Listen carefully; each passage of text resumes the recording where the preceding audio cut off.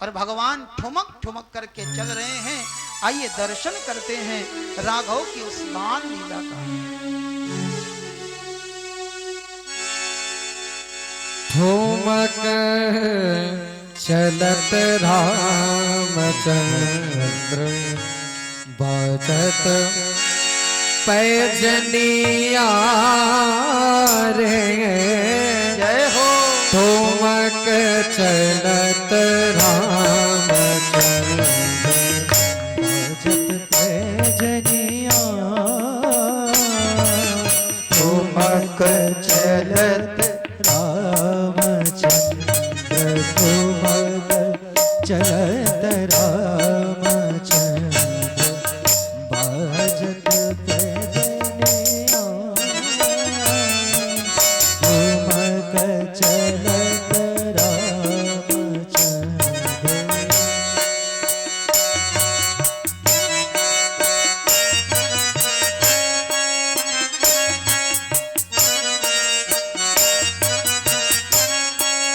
जय हो।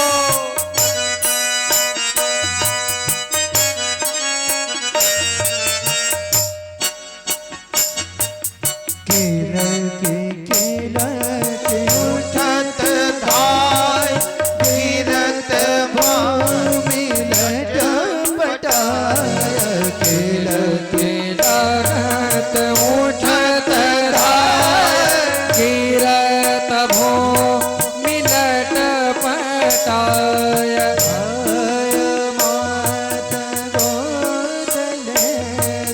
दाय माय गोद लेत दशरथ की रनिया। ठुमक चलत रामचंद्र ठुमक चलत रामचंद्र बजत पैजनिया। ठुमक चलत रामचंद्र ठुमक चलत रामचंद्र। भगवान ठुमक ठुमक करके चल रहे हैं और ठुमक ठुमक के चलते हुए मेरे राघव आगे भाग रहे हैं। कौशल्या दौड़ रही है। दौड़ती हुई कौशल्या के हाथ में भगवान नहीं आए। भगवान राम बहुत आगे निकल गए। निगम नेति शिव अंत न पावा। जिसको वेद नहीं पकड़ पाए, शिव जी ब्रह्मा जी जिसको नहीं पकड़ पाए, आज वही भगवान भाग रहे थे। लेकिन आज मां के ऊपर कृपा करी और भगवान बंधन में आ गए। मैया ने लाकर के राम जी को दशरथ जी की गोद में बैठा दिया। दशरथ जी भोजन करने लगे और राम जी को भी भोजन कराने लगे। इतने में राम जी को मौका मिल गया। भोजन करत चपल चित इत उत अवसर पाई। भाज चले किलकत मुख दधि ओदन लपटाई। दही और भात मिला करके दशरथ जी खा रहे थे, वही राम जी को खिला रहे थे। भोजन करते करते राम जी को मौका मिला। दशरथ की गोद से उठे और राम जी भाग चले हैं। इनके मुख में वो दही और भात लगा हुआ है। वो दही और भात राम जी के मुख में लिपटा हुआ है। अयोध्या के महल की अट्टालिका पर बैठ करके काकभुसुंडी महाराज इस छवि का दर्शन कर रहे थे। राम जी के मुख में लगा हुआ दही और भात जब गिरता है तो काकभुसुंडी जी प्रसाद समझ करके उस दही और भात का भोजन कर लेते। काकभुसुंडी जी राम जी का प्रसाद पा रहे हैं। राम जी भोजन करते हैं और जब राम जी भोजन करने बैठते तो काकभुसुंडी जी आकर के सामने बैठ जाते। एक बार राम जी पुआ खा रहे थे। पुआ पुआ हाथ में लेकर के राम जी खा रहे थे। राम जी ने उस पुए में बढ़िया सा माखन लगाया। राम जी खा रहे हैं और काकभुसुंडी देख रहे हैं। राम जी खाते जा रहे हैं और ये कहें कि काकभुसुंडी जी को दिखाते जा रहे हैं, दे नहीं रहे। बड़ी देर हो गई। काकभुसुंडी जी महाराज आज राम जी के हाथ से पुए को छीन करके उड़े, और जैसे ही उड़े राम जी ने अपना हाथ बढ़ा दिया। जहां तक काकभुसुंडी जी उड़ रहे हैं उनको राम जी की भुजा का दर्शन हो रहा है। भगवान ने काकभुसुंडी को भी अपने ऐश्वर्य का दर्शन कराया। राम जी भोग लगाते हैं और काकभुसुंडी जी प्रसाद पाते हैं। कवि ने कहा कि हमसे आपसे ज्यादा भाग्यशाली वो कौआ है। काग के भाग बड़े सजनी, हरी हाथ से ले गयो माखन रोटी। भगवान राम जी बाल लीला कर रहे हैं। थोड़े और बड़े हुए। कितने बड़े हुए? बोले यज्ञोपवीत संस्कार के अनुकूल आयु हो गई मेरे प्रभु की। भय कुमार जब ही सब भ्राता, दीन जने गुरु पितु माता। आयु हो गई इनकी विवाह के अनुकूल, और बड़े हुए। यज्ञोपवीत हुआ, विवाह के अनुकूल आयु हुई है। भगवान किशोर अवस्था को प्राप्त हो गए। गुरु के यहां मेरे राघव पढ़ने के लिए गए। गुरु ग्रह गए पढ़न रघुराई। गुरु गृह गए पढ़न रघुराई। अल्पकाल विद्या सब पाई। अल्पकाल विद्या सब पाई। जाकी सहज श्वास श्रुति चारी। जाकी सहज श्वास श्रुति चारी। सोहरी पढ़ यह कौतुक भारी। जो हरि पढ़े यह कौतुक भारी। राम जी गुरु के यहाँ पढ़ने के लिए गए। थोड़े समय में ही राम जी पढ़ करके विद्वान बन करके आ गए। राम जी गुरु के यहाँ से पढ़ करके आए। इनका जीवन बदल गया। क्या जीवन बदल गया? राम जी गुरु के यहाँ रहे तो प्रातः काल उठने लगे, और प्रातः काल उठ करके राम जी करते क्या है? प्रातः काल उठ के रघुनाथा। प्रातः काल उठ के रघुनाथा। मात पिता गुरु ना वही माथा। मात पिता गुरु ना वही माथा। राम जी गुरु के यहाँ से पढ़ करके आए। राम जी का जीवन बदल गया। राम जी माता पिता और गुरु को प्रणाम करने लगे। और आज के बालक जब गुरु के यहाँ से पढ़ करके आते हैं, विश्वविद्यालय से डिग्री लेकर के आते हैं, तब उनका जीवन भी बदल जाता है। पहले की शिक्षा में और आज की शिक्षा में बहुत अंतर है। पहले विद्यार्थी जब गुरु के यहाँ से आता था तो उसके जीवन में सदाचार होता था, उसके जीवन में संयम होता था। पहले हमारे पाठ्यक्रम में एक पाठ होता था नैतिक शिक्षा का, और अब नैतिक शिक्षा का पाठ नहीं पढ़ाया जाता। पहले के राम जी 4 बजे उठते थे, और आजकल के राम जी 8 बजे कुंभकर्ण जागे, 8 बजे, और संडे हो तो बोले फिर 11 बजे। और उठने के बाद सबसे पहला काम क्या? चलो 8 बजे उठो, कोई बात नहीं, रात में देर तक पढ़ो, सुबह 8 बजे उठो, कोई बात नहीं, लेकिन उठने के बाद काम तो करो। माता पिता गुरु ना वही माता। बोले ना, आजकल जीवन बदल गया।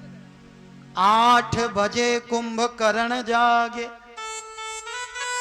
उठने के बाद आंख बाद में खोली, चाय की प्याली ढूंढन लागे। मेरे भाई, ये जीवन शैली नहीं है। राम जी गुरु के यहां से पढ़ करके आए, जीवन बदल गया। भगवान राम राजलीला करने लगे, नृप लीला करने लगे, राजाओं की तरह, राजकुमारों की तरह मेरे राम जी शिकार खेलने जाते हैं। और शिकार खेलते हैं तो किसको मारते हैं?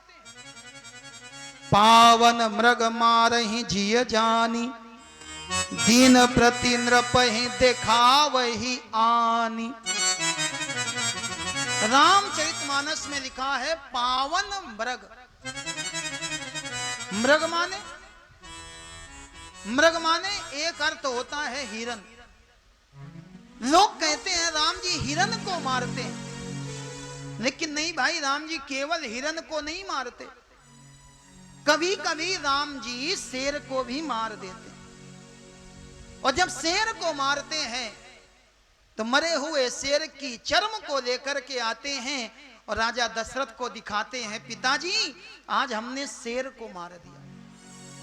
मृग का अर्थ होता है एक भाव में हिरन और दूसरे भाव में मृग कहते हैं पशु को।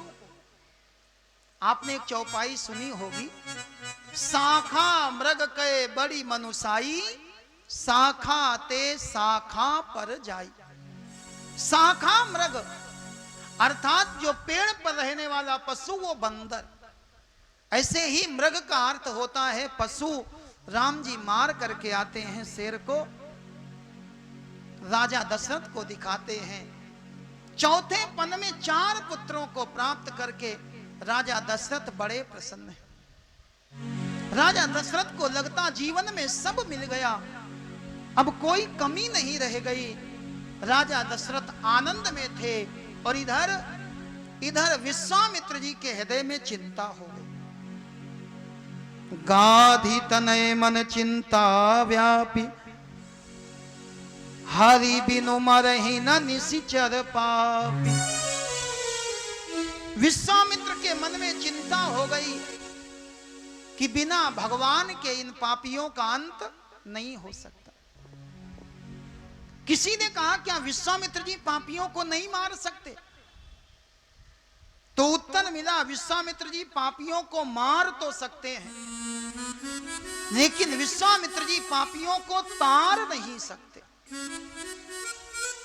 और राम जी, अगर राम जी इन पापियों को मारेंगे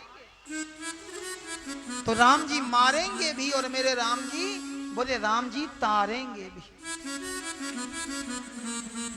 विश्वामित्र कौन?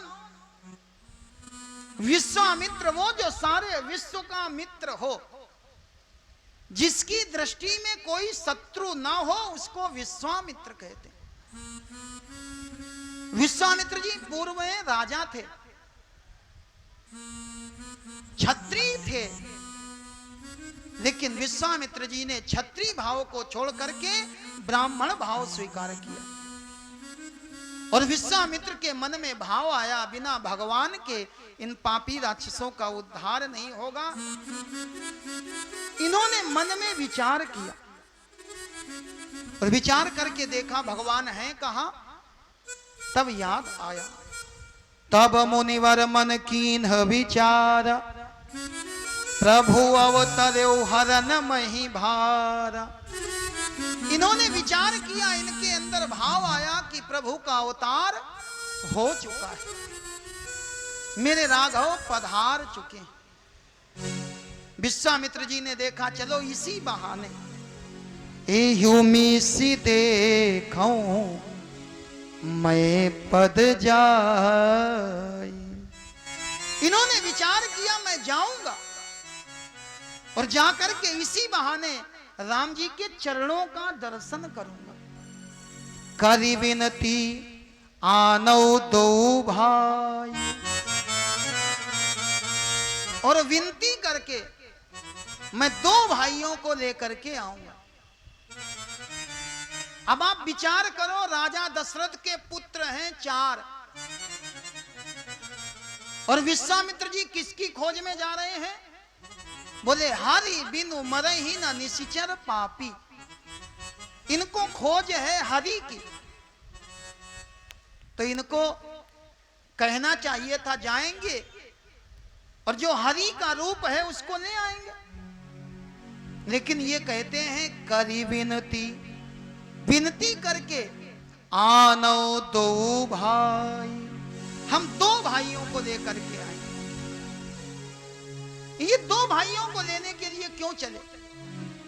क्योंकि इनको पता है मेरे राम जी अकेले आने वाले नहीं है। मेरे राम जी अकेले नहीं आएंगे, किसके साथ आएंगे? बोले राम जी लक्ष्मण भैया के बिना कहीं नहीं जाएंगे। केवल लक्ष्मण भैया के बिना ही कहीं क्यों नहीं जाएंगे? क्योंकि ये जो 4 पुत्र है ना, राम भरत लक्ष्मण शत्रुघ्न, इसमें राम जी और भरत जी देखने में दोनों एक जैसे। राम भरत एक अनुहारी, सहसा लखि न सकहि नर नारी। और बचपन में जब राम भरत लक्ष्मण और शत्रुघ्न सोते थे तो लक्ष्मण जी एक बार रोने लगे। छोटे से लक्ष्मण भैया रो रहे हैं। मैया सुमित्रा ने सारे प्रयास करके देख लिए, लक्ष्मण भैया का रोना बंद नहीं हुआ। छोटे से लक्ष्मण भैया राम जी के बगल में लेटे थे। रोते रोते लक्ष्मण भैया धीरे धीरे सरकने लगे और सरकते सरकते लक्ष्मण भैया राम जी के चरणों के पास में आए। राम जी के चरणों को लक्ष्मण भैया ने धीरे से पकड़ करके अपने हृदय से लगा लिया। और जैसे ही राम जी के चरण लक्ष्मण भैया के हृदय से लगे, लक्ष्मण भैया का रोना बंद हो गया और लक्ष्मण भैया सो गए। गोस्वामी तुलसीदास जी ने स्पष्ट किया, बारहि ते निज हित पति जानी। बचपन से ही लक्ष्मण राम चरण रति मानी। लक्ष्मण जी ने राम जी के चरणों में रति मानी है, प्रेम माना है। और इसीलिए विश्वामित्र को लगा राम जी अकेले नहीं आएंगे, राम जी आएंगे तो लक्ष्मण भैया के साथ में आएंगे। विश्वामित्र जी चल दिए, अयोध्या की ओर चल दिए और आए हैं। अयोध्या के महलों में बाद में गए। पहले जाकर के सरयू मैया को प्रणाम किया, सरयू के जल से मज्जन किया और इसके बाद राजा दशरथ के दरबार में पहुंच गए। राजमहल में राजसभा पर सिंहासन पर विराजमान राजा दशरथ को पता लगा कि विश्वामित्र जी आए हैं। राजा दशरथ विश्वामित्र जी को लेने के लिए स्वयं चले हैं। मुनियागमन सुना जब राजा, मिलन गयो लय विप्र समाजा। मिलन गयो लय विप्र समाजा। मुनियागमन सुना जब राजा, मुनियागमन सुना जब राजा। मिलन गयो लय विप्र समाजा। मिलन गयो जब विप्र समाजा। राजा दशरथ ब्राह्मणों को लेकर के मिलने के लिए गए। दूर दूर से विश्वामित्र को देखा, साष्टांग प्रणाम किया, लेट गए। करी दंडवत मुनि सन्मानी, करी दंडवत मुनि सन्मान। दंडवत प्रणाम किया, लेकर के आए, स्वयं चरणों में बैठ गए और अपने आसन पर बैठाल दिया। चरण धोने लगे। चरण पखारी कीनी अति पूजा, चरण पखारी कीन अति पूजा। मौसम आज धन्य नहीं दूजा, मौसम आज धन्य नहीं दूजा। विश्वामित्र जी के चरण धोए, पूजा करी, भोग लगा दिया। विविध भांति भोजन करवावा, विविध भांति भोजन करवावा। विविध प्रकार के भोज्य पदार्थों का भोग लगाया। भोजन करने के बाद विश्वामित्र जी बैठे थे। राजा दशरथ ने चारों पुत्रों को बुला लिया। पुनि चरणनि मेले सुत चारी, पुनि चरण मेले सुत चारी। राम देखी मुनि देह विसारी, राम देख मुनि देह विसारी। भय मगन देखत मुख शोभा, भय मगन देखत मुख शोभा।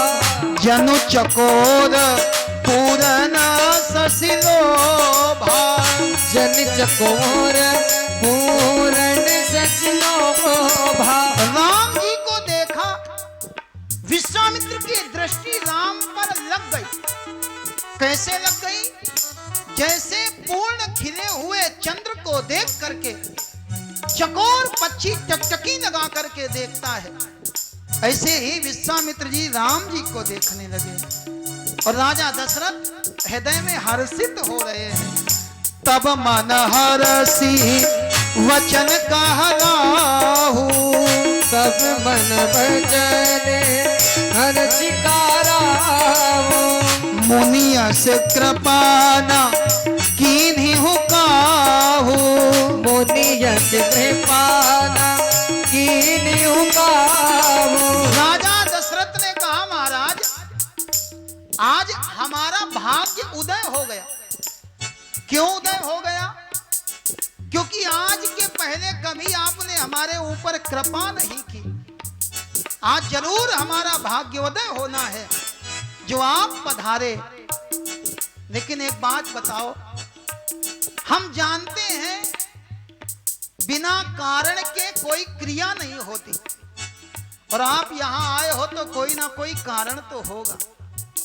के ही कारण आगमन तुम्हारा, के ही कारण आगमन तुम्हारा। कहू सो करत ना लाभऊ बाधा, कहू सो करत ना लाभऊ बाधा। महाराज के ही कारण आगमन तुम्हारा। एक बात बताओ, आप आए क्यों हो? और जो मन में हो बता दो। जितनी जल्दी आप बताओगे उतनी जल्दी हम पूरा कर देंगे। विश्वामित्र ने कहा, महाराज एक समस्या है। क्या समस्या है? बोले हमारे यज्ञ नहीं हो पा रहे हैं। जैसे ही हम यज्ञ करने बैठते हैं, यज्ञ का धुआं निकलता है और राक्षस आ जाते हैं। असुर समूह सतावहि मोही, असुर समूह सतावहु मोही। मैं याचन आयऊ नृप तोही, मैं याचन आयऊ नृप तोही। महाराज राक्षस हमको बहुत कष्ट देते हैं, हम आपसे मांगने आए हैं। राजा दशरथ ने सोचा होगा विश्वामित्र जी हमसे सेना मांगेंगे, विश्वामित्र जी हमसे अस्त्र और शस्त्र की मांग करेंगे। लेकिन राजा दशरथ कुछ समझ पाते इसके पहले ही विश्वामित्र जी कहने लगे, महाराज अनुज समेत देहु रघुनाथा, अनुज समेत देहु रघुनाथा, निशिचर वध में होब सनाथा, निश्चर वध में होम सनाथा। आप छोटे भैया के साथ अनुज के साथ में हमको रघुनाथ दे दीजिए। राम जी मिलेंगे तो दो काम होंगे, एक तो राक्षसों का अंत होगा और हम सनाथ हो जाएंगे। किसी ने कहा इसके पहले आप अनाथ थे क्या? तो जीवन में याद रखना हम सब अनाथ हैं। कब तक? अनाथ कहते किसको? जिसके माता पिता मर जाए उसको लोग अनाथ कहते। जिसके माता पिता ना हो वही तो अनाथ। और विश्वामित्र बोले जगत पिता राम हमको मिल जाएं तो दो काम होंगे, निशिचर वध में होब सनाथा, निश्चर वध में होम सनाथा, अनुज समेत देहु रघुनाथा, अनुज समेत देहु रघुनाथा। मांग लिया राम को। लेकिन विश्वामित्र ने देखा कि दशरथ जी का मुख जो प्रसन्न था कुछ व्याकुल हो गया, मस्तक पर चिंता की रेखाएं दिखाई देने लगी, नेत्रों में अश्रु की छोटी छोटी बूंदें आ गई। विश्वामित्र ने कहा महाराज देहु भूप मन हर्षित तजहु मोह अज्ञान, तजहु मोर अज्ञान, तजहु मोह अज्ञान, तजहु मोह अज्ञान, धर्म सुजस प्रभु तुम कऊ, धर्म सुजस प्रभु तुम हो, इनका अति कल्याण, इनका अति कल्याण, इनका अति कल्याण। इनका अति कल्याण। महाराज मोह को छोड़ करके, अज्ञान को छोड़ करके राम को हमें दे दो, इसमें आपका यश होगा और इनका कल्याण होगा। राजा दशरथ को यह बात प्रिय नहीं लगी। सुनी राजा अति अप्रिय बानी, सुनी राजा अप्रिय बानी, राजा को यह बात अप्रिय लगी। राजा ने कहा महाराज हमें लगता है कि आपने विचार नहीं किया, आप बिना विचार करके कह रहे हो। अरे किसी को अगर जवानी में बेटा मिल जाए तो लोग उस बेटे से बहुत प्रेम करते हैं, और हमको तो चौथेपन पायो सुत चारी, चौथेपन पायो सुत चारी, विप्रवचन नहीं कहे हु विचारी, विप्रवचन नहीं कहे हु विचारी, चौथेपन पायो सुत चारी, चौथेपन पायो सुत चारी, विप्र कहु नहीं वचन विचारी, विप्र कहो कदम विचारी। आज आपने लगता है विचार करके नहीं कहा, लेकिन चिंता ना करो हमने विचार कर लिया है। आप कहते हो राम को दे दो, और क्षमा करना हम राम को बिल्कुल नहीं दे सकते, राम को नहीं दे सकते, लेकिन हाँ मेरे जीवन में दो अक्षर के राम के सिवा दो अक्षर की जितनी वस्तुएं हैं सब